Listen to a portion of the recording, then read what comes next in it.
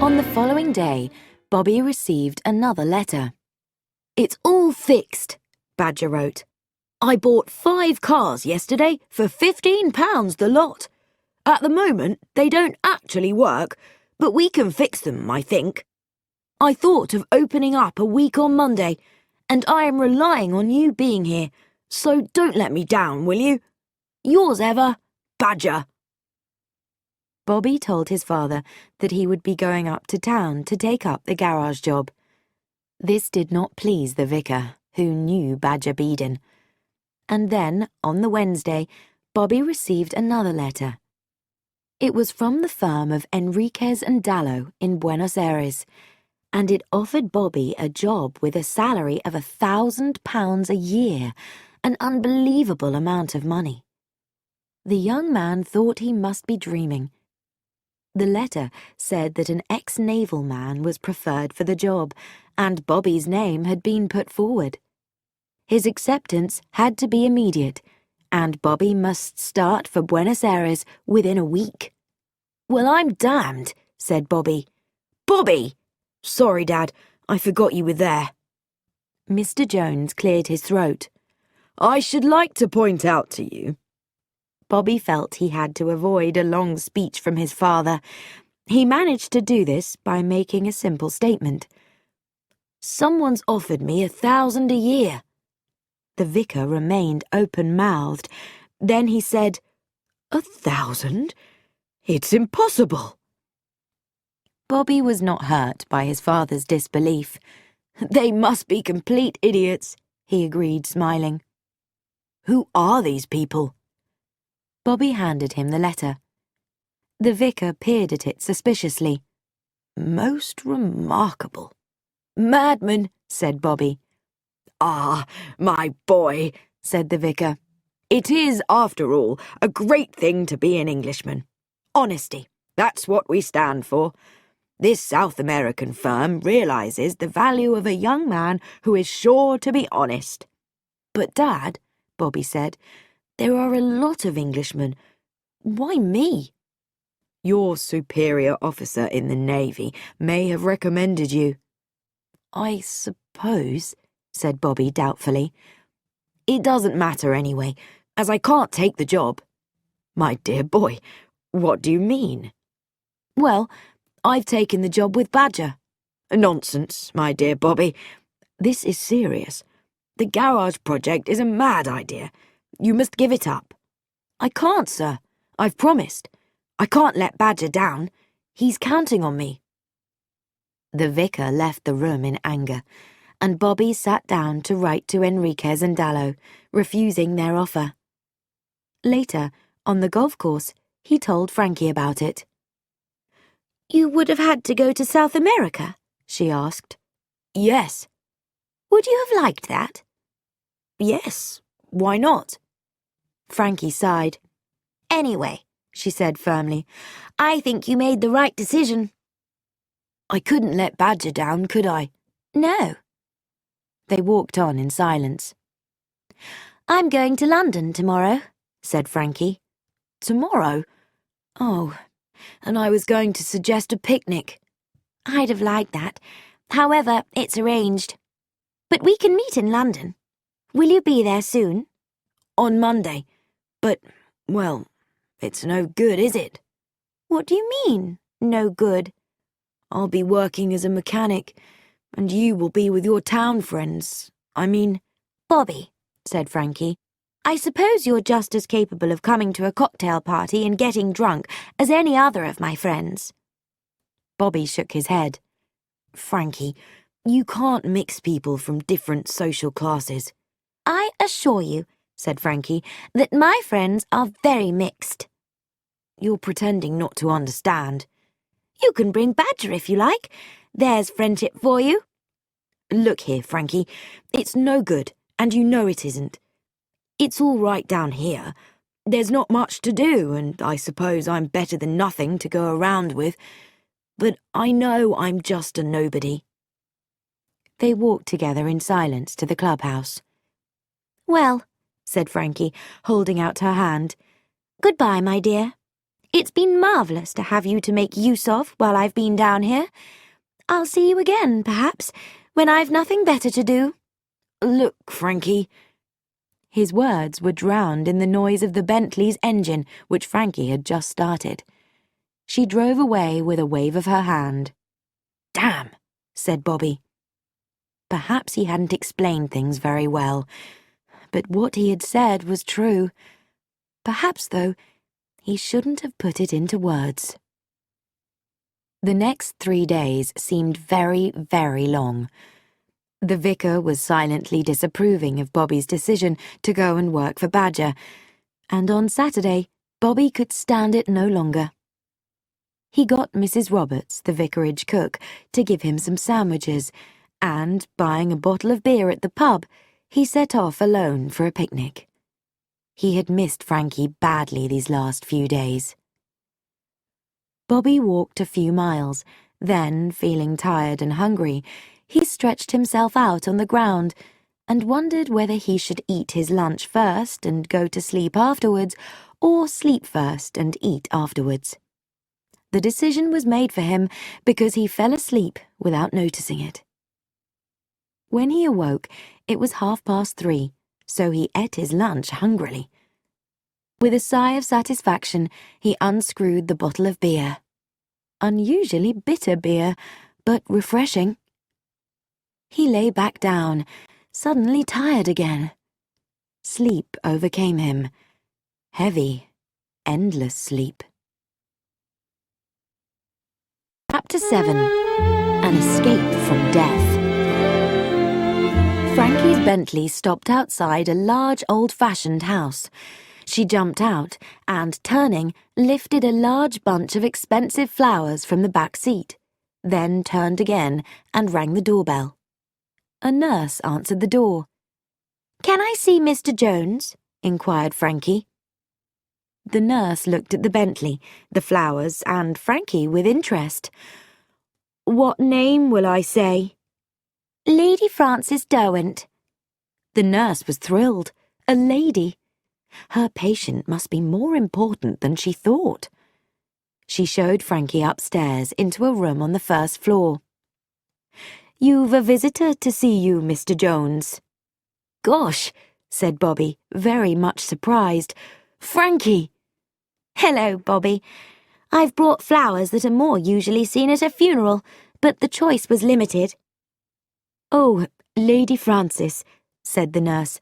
They're lovely. I'll put them into water. She left the room.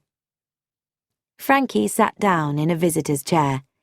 Well, Bobby, she said, what's all this? You may well ask, said Bobby. My body took in 8 grains of morphia, no less. They're going to write about me in the British Medical Journal. Do you know, my girl, that 1/2 a grain of morphia is a fatal quantity? I ought to be dead 16 times over. It's true that recovery has been known after 16 grains. Still, 8 is pretty good, don't you think? This nursing home has never had a case like me before. How nice for them. Isn't it? You'll see. I will be famous, he said, and began telling Frankie every detail of his treatment. That's enough, said Frankie, stopping him. I don't want to hear about how stomach pumps work. And to listen to you, one would think nobody had ever been poisoned before. Very few people have been poisoned with 8 grains of morphia and got over it, Bobby pointed out. Really, Frankie, you're not impressed enough. It must be very annoying for the people who poisoned you, said Frankie. I know. What a waste of perfectly good morphia. It was in the beer, wasn't it? Yes. They analysed the drops of beer left in the bottle. You see, someone found me sleeping like the dead and got frightened. He carried me to a farmhouse and sent for a doctor. Is there any clue as to how the morphia got in the bottle? Frankie asked. None. They've opened other bottles at the pub where I bought it, and everything's all right. Then someone must have put the stuff in the beer while you were asleep. That's it. Frankie nodded thoughtfully. Well, she said, That decides it. That man, Alex Pritchard, was pushed over the cliff. What? Said Bobby, surprised. Darling, it's obvious. Why should anyone want to kill you? You're not the heir to a fortune. No one benefits by your death. There's revenge, of course. You haven't seduced a chemist's daughter, have you? Not that I can remember, said Bobby. I know. One seduces so many people that one can't keep count. But I would guess that you've never seduced anyone at all. You're making me embarrassed, Frankie. And why must it be a chemist's daughter? She would have free access to morphia. It's not so easy to get hold of morphia. Well, I haven't seduced a chemist's daughter. And you haven't got any enemies that you know of? Bobby shook his head. Well, said Frankie, what do the police think? They think it must have been a madman. Nonsense. Madmen don't wander about with morphia looking for bottles of beer to put it into. No, somebody pushed Pritchard over the cliff. A minute or two later, you came along, and the murderer thought you saw something that you didn't think was anything, but which really was something. That sounds confused, but it's really logical. If you get two strange things happening in a quiet place like Marchbolt... Wait, there's a third thing. What? That job you were offered. It was strange, you must admit. You can see what I'm thinking. They first try to get rid of you by offering you a job abroad. Then, when that fails, they try to kill you. Isn't that rather extreme? Oh, but murderers are very extreme. Well, Frankie, what on earth am I supposed to have seen? That is the question, admitted Frankie, getting up from the chair. I don't know. Shall I come and see you again tomorrow? Please do. By the way, you're back from London very soon, aren't you? My dear, as soon as I heard about you, I raced back. It's most exciting to have a romantically poisoned friend. Well, I'll come tomorrow. Do I kiss you or don't I? It's not catching, said Bobby encouragingly. Then I'll do my duty to the sick thoroughly. She kissed him lightly. The nurse came in with Bobby's tea as Frankie went out. Isn't she nice? The nurse said. Not a bit haughty, is she? Oh, no, said Bobby. I should never call Frankie haughty.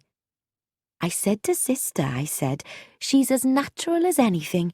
Not a bit as you would think a lady would be. I said to Sister, she's just like you or me, I said. Silently disagreeing violently from this view, Bobby made no reply. The nurse, disappointed by his lack of response, left the room.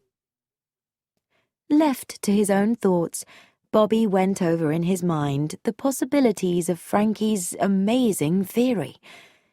He decided, reluctantly, as it made him feel important, against it.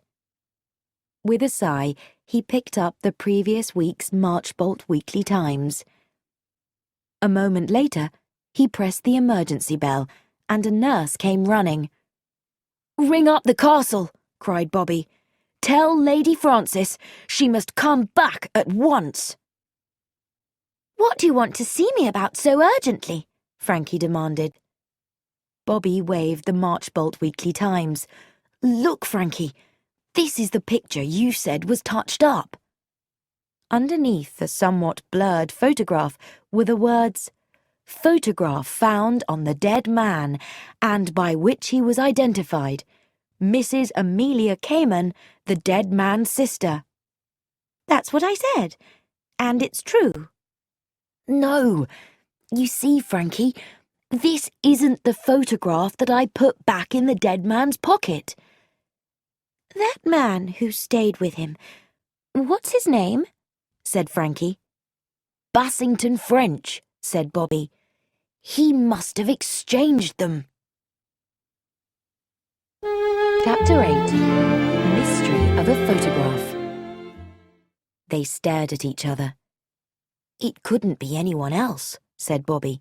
He was the only person who could have taken one photograph away and put another in its place. What was this Bassington French like, Bobby? Bobby frowned in the effort of remembering. Very ordinary, pleasant voice, a gentleman. I really didn't notice him particularly. He said something about looking for a house. We can check that, said Frankie. Wheeler and Owen are the only house agents.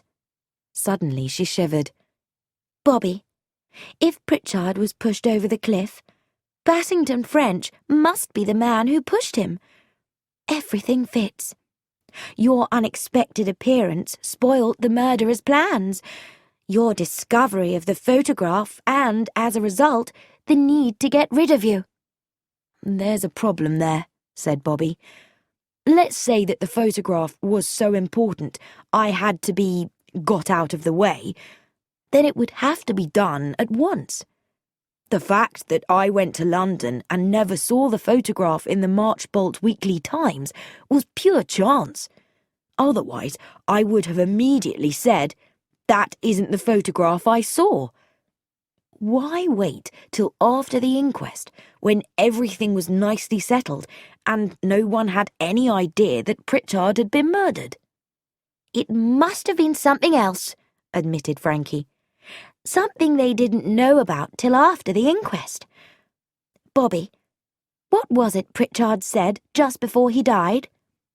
Why didn't they ask Evans? Suppose that was it. Bobby, I'm sure it's that. Oh no, I'm being an idiot. You never told the Caymans about it. I did, said Bobby slowly. I wrote to them that evening. And 2 days later, you got this letter asking you to go to South America? Yes. Well, said Frankie, you turn it down, and the next thing they poured morphia into your bottle of beer. According to our present theory, Bobby said thoughtfully, it goes like this. Dead man X, because we don't know that his name really is Pritchard, is pushed over the cliff. It is important that X should not be identified. So, a portrait of Mrs. C is put in his pocket, and the portrait of the beautiful girl removed. Who was she, I wonder? Keep to the point, said Frankie, irritated. Mrs. C waits for the photograph to appear, and then, pretending to be the very sad sister, identifies X as her brother, who has just returned from abroad, said Bobby. You don't believe he could really have been her brother? Not for a moment. You know, it puzzled me all along. The Caymans were a different class altogether. The dead man was, well, it sounds a most awful thing to say, and so old-fashioned, but the dead man was definitely from the upper classes. And the Caymans most emphatically weren't? Most emphatically. And then, just when everything has gone well from the Caymans' point of view, you mess things up, said Frankie. Why didn't they ask Evans? Bobby repeated. I can't see what on earth there can be in that to make anyone anxious. Well, the question must have meant something really important to them, and they couldn't have realised it meant nothing to you. But they weren't going to take a chance. You were safer out of the way. They took a lot of risk. Why didn't they plan another accident? No, that would have been stupid. 2 accidents within a week of each other. It might have suggested a connection between the two, and then people would have begun another investigation of the first one. And yet you said that morphia wasn't easy to get. It isn't. You have to sign poison books and things. Oh, of course, that's a clue. Whoever did it had easy access to supplies of morphia. A doctor, a hospital nurse, or a chemist, suggested Bobby. Well, I was thinking more of illegally imported drugs. You can't mix up too many different sorts of crime, said Bobby. But the strong point would be the absence of motive, said Frankie. Your death doesn't benefit anyone. So what will the police think? A madman, said Bobby. And that's what the police actually do think. You see, it's very simple, really. Bobby began to laugh suddenly. What's amusing you? Just the thought of how sickening it must be for them. All that morphia, enough to kill 16 people, and here I am, still alive and well. But the question is, what do we do next? Oh, lots of things, said Frankie immediately. Such as? We find out about Bassington French's house hunting, said Frankie, if he even did any. He will have. Think for a minute. Bassington French must be above suspicion. Not only must there be nothing to connect him with the dead man, there must be no suggestion of a mysterious stranger seen in the neighbourhood of the accident. Yes, said Frankie thoughtfully. Now, if we knew who the dead man really was... It was certainly important that he shouldn't be recognised, which was why there was all the pretence of Mrs. Cayman being his sister, Bobby said. After that, even if there had been pictures of him in the papers, people would only say, "Isn't it strange, this man Pritchard, who fell over a cliff, is really incredibly like Mr. X." And he couldn't have been a family man whose wife or relations would go to the police at once and report him missing, said Frankie wisely. Perhaps he had just come back from abroad, Frankie. He was marvellously suntanned, like a big game hunter. Why didn't they ask Evans? Frankie said. The dead man must have come down here to see Evans. Now, if we could find Evans... How many Evanses, Bobby interrupted, do you think there are in Marchbolt? 700, I should think, admitted Frankie. At least. So, it's Bassington French we must investigate, Frankie decided. There we have got something solid to go on. It's an uncommon name. I'll ask Father. He knows the names of most of the aristocratic families and where they live. Yes, Bobby said. That's a good idea. Then we might do something. We are going to do something, aren't we? Of course we are. Do you think I'm going to be given 8 grains of morphia and do nothing about it? That's the spirit, said Frankie. And besides that, said Bobby, there's the unpleasant experience of having the morphia pumped out of my stomach. That's enough, said Frankie. You'll be giving me all the horrible details again if I don't stop you. And I thought women were supposed to be the sympathetic sex, said Bobby. Chapter 9. Concerning Mr. Bassington French. Father, Frankie said that evening, do you know any Bassington Frenches? What about them? Said Lord Marchington. Frankie didn't know anything about them. She made a statement, knowing that her father enjoyed disagreement. They're a Yorkshire family, aren't they? Nonsense. They're from Hampshire. There's the Shropshire ones, of course, and the Irish lot. Which are your friends? I'm not sure, said Frankie. People move around so much nowadays. Are they well off? I couldn't say. The Shropshire lot have lost a lot of their money, I believe. One of the Hampshire ones married an heiress, an American woman. On the following day, Frankie walked into the office of Wheeler and Owen, house and estate agents. Mr. Owen himself jumped up to receive her.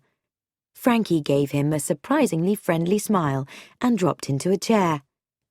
"And what can we have the pleasure of doing for you, Lady Frances?" I believe a friend of mine was down here the other day, a Mr. Bassington French. Ah, yes, indeed.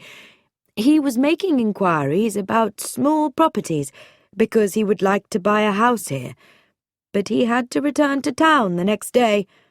I have sent him the information on 1 or 2. Did you write to London or to the country address? Inquired Frankie. Frank, he called to a young clerk. Mr. Bassington French's address. Meroway Court, Staveley, Hampshire, said the clerk. Ah, said Frankie. Then it wasn't my Mr. Bassington French. This must be his cousin. I thought it was odd his being here and not contacting me. Frankie left the office in a thoughtful mood. Mr. Bassington French seemed clear and honest. But no, she decided. Bassington French was the guilty person, and began to make plans. Chapter 10. Preparations for an accident. A week later, Bobby had joined Badger in London. Frankie wrote that she had a plan, and he was to do nothing until he heard from her. This was welcome advice, since Bobby was kept busy undoing the mess that Badger had already made of the business. Meanwhile, the effect of being given 8 grains of morphia was making Bobby extremely suspicious of food and drink, and had also persuaded him to bring to London a gun, which he'd got in the Navy. He was just beginning to feel that the whole thing had simply been a nightmare when Frankie's Bentley finally stopped outside the garage. Frankie was driving, and beside her sat a rather gloomy-looking young man. "Hello, Bobby," said Frankie. "This is George Arbuthnot. He's a doctor, and we shall need him." "Aren't you being a bit pessimistic?" Bobby asked. "Look here," said Frankie. "I've got everything planned. We want a car to crash, and one of yours will do."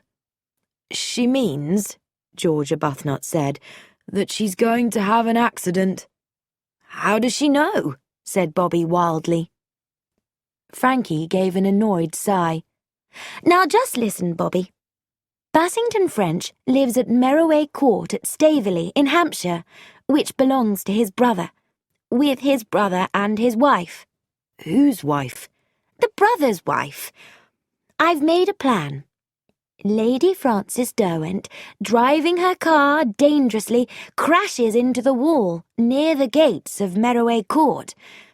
Lady Frances is carried to the house, suffering from concussion and shock, and must not be moved for 2 or 3 days. "Who says so?" "George. George is passing, sees the accident, jumps out of his car, makes his examination, says what's wrong with her, and goes away." "And where do I come in?" Bobby asked. "You don't. My dear child, Bassington French has met you already, but he doesn't know me. But I am a lady, and therefore highly respectable. And George is a real doctor, so everything is quite above suspicion." "And I don't do anything at all?" asked Bobby. He felt like a dog whose bone has been taken away. "Of course you do, darling. You grow a moustache." "Oh, do I? Once I've got the moustache, what do I do?" "Put on a chauffeur's uniform and drive the Bentley down to Staveley." Bobby looked more cheerful. "Nobody looks at a chauffeur in the way they look at a person," said Frankie. "I'd bet anything that seeing you in a chauffeur's uniform with a moustache, Bassington French wouldn't recognise you. Now tell me, what do you think of the plan?" "It's pretty good," Bobby said generously. "In that case," said Frankie briskly, "let's buy a car." They entered the garage, where a young man with an agreeable smile greeted them with a rather silly laugh. "Ho, ho, ho!" "Hello, Badger," said Bobby. "You remember Frankie, don't you?" Badger clearly didn't, but he said, "Ho, ho, ho!" again in a friendly way. "Frankie wants to buy a car," said Bobby. "Well, come and look at what we've got in stock," said Badger. "They look very smart," said Frankie, amazed by their extremely bright colours. "That Chrysler is very good value," said Badger. "No," said Bobby. "Whatever she buys has got to go at least 40 miles an hour." Badger looked at his partner unhappily. "The standard isn't wonderful," said Bobby, "but I think it would just get you there." "All right," said Frankie. "I'll have the standard." Badger took Bobby to one side. "What do you think about the price?" he whispered. "I don't want to charge a friend of yours too much. £10? £10 is all right," said Frankie. "I'll pay for it now." "Who is she really?" asked Badger in a loud whisper. Bobby whispered back. "First time I ever knew anyone with a title who is prepared to pay cash," said Badger with respect. "They usually expect to put everything on an account."